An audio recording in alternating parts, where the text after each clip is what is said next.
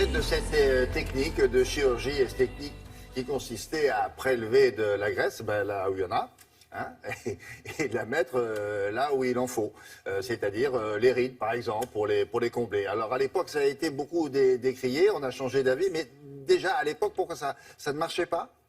Alors non, alors on a eu cette idée qui était au départ quand même très L'idée géniale, est hein, bonne, très l'idée est géniale, plutôt parce bonne. que la liposuction, quand elle a été inventée, fin des années 70, en France d'ailleurs, donc consistait et consiste toujours bien sûr à prélever de la graisse là où il y en a trop, c'est souvent la culotte de cheval, le ventre, les cuisses, et les chirurgiens s'étaient dit mais cette graisse, au lieu de l'acheter, si on pouvait l'utiliser sur le visage, voilà, la recycler et combler les rides. Et effectivement, cette idée géniale a été très décevante parce que la graisse au niveau du visage, celle qu'on réinjecte dans les rides, et bien finalement, elle se résorbait très vite dans la majorité des cas, donc ce n'était pas une très bonne technique pour combler les rides. Ça tenait pas, quoi. Ça tenait pas. Mais les chirurgiens se sont un petit peu creusé la tête quand même pour savoir, mais cette graisse-là, quand même, qu'est-ce qu'on peut en faire? Et finalement, au fur et à mesure des années, eh bien, ils ont obtenu de bons résultats, non pas dans les rides, donc là, c'est abandonné, cette idée-là, mais ils redonnent du volume avec cette graisse dans d'autres parties du corps, notamment les pommettes, les fesses et surtout les seins.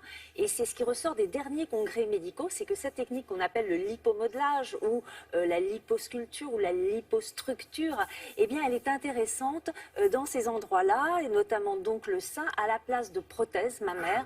On peut utiliser la propre graisse d'une femme qu'on va chercher dans les parties de son corps où elle en a trop, donc avec une liposuction.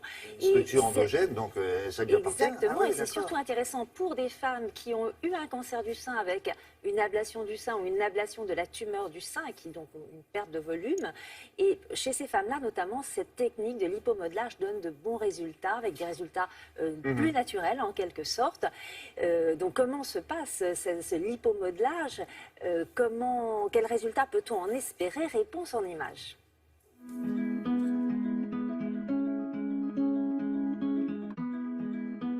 L'hypomodelage se fait en plusieurs étapes, dans une même séance opératoire, souvent sous anesthésie générale.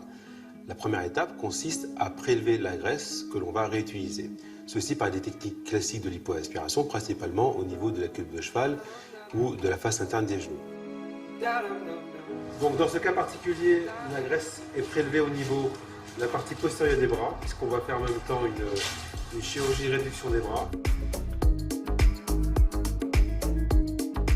Cette graisse ensuite est immédiatement traitée, soit par centrifugation, soit par filtrage, qui nous permet de récupérer que les cellules réutilisables vivantes.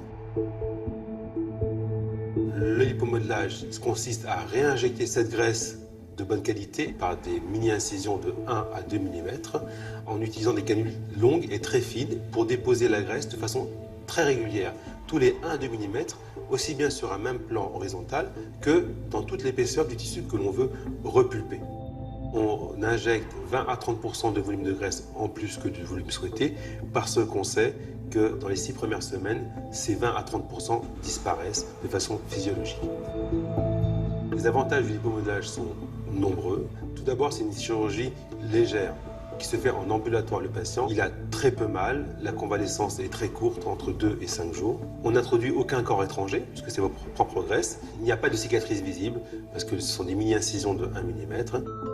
Ici, c'est une femme qui a eu une ablation du sein pour un cancer et qui a eu une reconstruction uniquement par lipomodelage. Le fait d'apporter un tissu de graisse neuf permet d'améliorer considérablement la qualité et la souplesse du sein reconstruit. Bonjour. Entrez.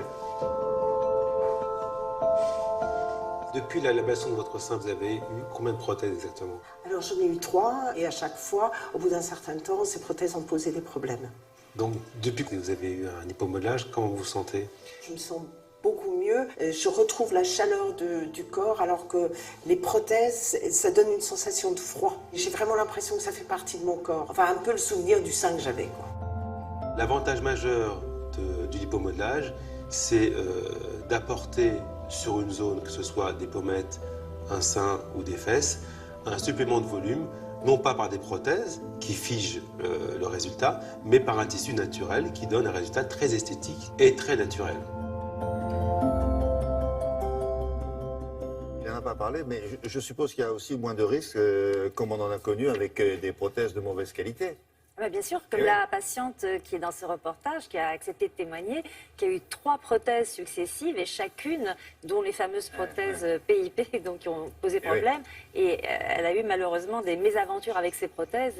Et là, effectivement, il n'y a pas de corps étranger. Un petit mot pour terminer, l'assurance maladie, qu'est-ce qu'elle dit de tout ça? Alors, quand le lipomodelage est pratiqué par exemple sur un sein, mais juste dans un but esthétique pour lui donner du volume, ce n'est pas remboursé. Mais après un cancer du sein, dans une reconstruction, oui, c'est pris en charge par l'assurance maladie et les mutuelles.